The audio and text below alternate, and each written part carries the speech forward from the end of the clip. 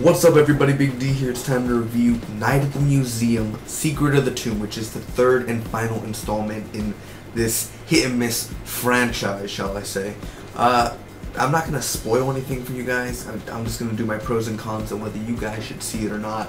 And is it worth the money to see it? And it's a family movie, man. Is this, one of Robin Williams' last movies? I'll get into it, baby. So overall, what did I think about this movie? Let me give you the outline of the movie real quick, of the synopsis. Well, Larry spans the globe, uniting favorite and new characters while embarking on an epic quest to save the magic before it is gone forever. So we do go to London in this movie. What's her name? We have Rebel Wilson in this movie, and it's funny, man. I gotta be honest, this movie is funny. I think that it's definitely a movie where, Night at the Museum 2 wasn't great. I didn't like it. It wasn't even good. I just didn't like it. I didn't like any second of it. I felt like, it was just a sequel where it was like, okay, that's horrible. And when Night at the Museum 3 got announced, I was like, oh, this movie's gonna be horrible. It's gonna be suckish. I don't even want to watch it. And then Robin Williams happened and just a tragedy. And I thought to myself, I have low expectations for this third movie. I went in, walked out saying, wow, this isn't a bad movie. I actually liked it. It was actually funny. It was actually good writing. It was actually cool new characters, or characters we've seen before having something to do interesting. So overall, let me start off with my pros first, then I'll get to my cons, give you the final score. First off, the action in this movie is pretty freaking awesome. Now, not every second is action. Of course, it's a comedy. You got family stuff going on. You got the drama going on. You got the tablet and the backstory and the flashbacks. But overall, action of a character, I guess I should say, without ruining it too much, is like Sir Lancelot.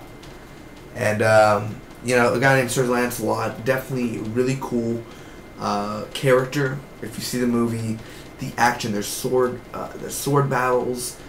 It's just awesome, and it's really entertaining, and definitely popcorn in your mouth and everything really gets you in the mood. Their cameos, there's about 4 or 5 cameos in this movie overall, and it's not like Liam Neeson or anything, but there's one huge one where you're like, oh my god, are you serious? So it's definitely one of those where you're like, wow, pretty good and pretty cool. Nothing like a Vince Vaughn or nothing, but someone that you wouldn't think would be a Night at the Museum, but probably because he has kids and everything and wants to be in the movie. The ending of this movie, I think it ends the franchise well. It's very hard to end a franchise when you think, I don't know how to end it. I don't know how this is going to go. I love the ending. I can personally say I love the ending. I think it was a smart way to go out. It wasn't stupid. It wasn't boring. It kept you entertained. It didn't leave your mind wondering, I wonder what this guy is doing, or how did this person do this, or how did this, or question. It just leaves you happy, like, I like the outcome. I like the outcome. So the ending is really cool.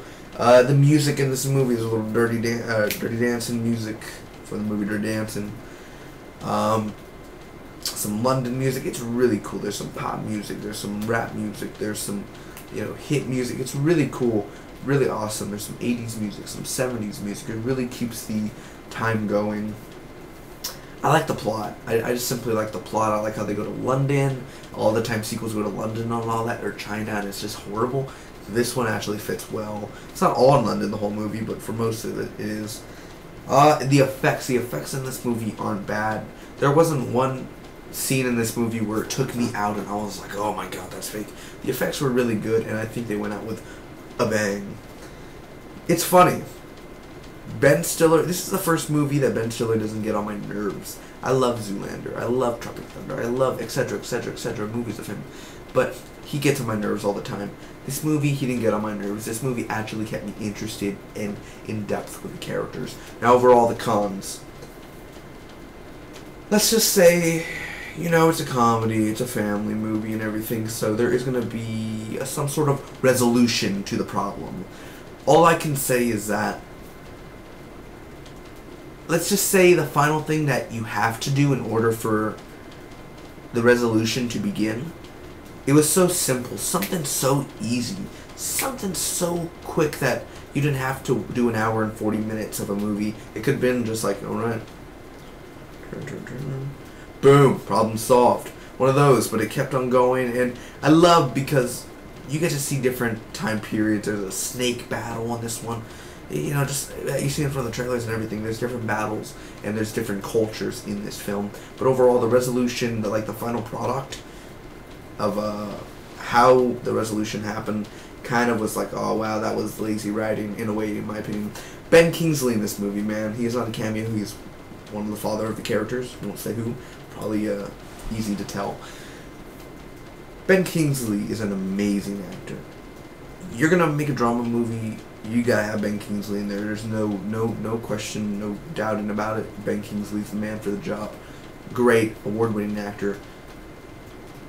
I know he was just doing a movie to do it, maybe his kids or something, or I don't know, or Night at the Museum to do it. But, you know, I think it was a waste of talent. Ben needs to do something. You don't waste talent, I'm just saying. It's kind of a waste. And they didn't use all the characters. They didn't show T-Rex a lot, or, you know, Rexy. They didn't show Sacagawea or Sakanabox, you know, she didn't a lot. I want to see all these characters. They showed Robin, they showed, you know, Jedediah and Octavio and all them. They showed them, but they didn't show the others, so I was kind of like, oh man, bummer. So overall, I wish they could have showed all the characters in the same time screen period, but hey, whatever. I like the problems that Ben Stiller has problems with his son in the movie. I just really do like those type of scenes, and overall it brings the dynamic times together in the plot. So overall, I'm going to give Night at the Museum, Secret of the Tomb. I think it was great. Is it the greatest comedy of the year? Probably on my top 10 list. It's definitely a great way to end a franchise. You got to give that a plus. It's definitely a great way to end the year as a comedy. Excuse me. The cast is fun though. It's fun, and it's a movie where I walked out and I was like, I want to see this again. I want to sit down and see this again. It's not too long. It's not too short. It's just right. So overall, my personal review of it is going to be a 9.0 out of a 10. 9.00. I'm going to give it a A-. That's a A-. Secondarily, I'd give it an 8.65, which is a solid B. Thank you guys so much for watching this review. Hope all of you enjoyed. Comment down below. Let me know if you've seen the movie. What did you think about it? Are you guys going to go see this movie after this review? What's going on? Hit that share button. Let everyone know Night at the Museum 3 is out. And go check it out. My next movies I should be reviewing are, you know, Broken, Into the Woods, American Sniper, etc., etc., etc. So thank you guys so much for watching again. Hit that like button. Hit that like on my Facebook page down below. And as always, the Spock be with you always. Go check it out. Night at the Museum, Secret of the Tomb, playing in a theater near you, hopefully, unlike the interview.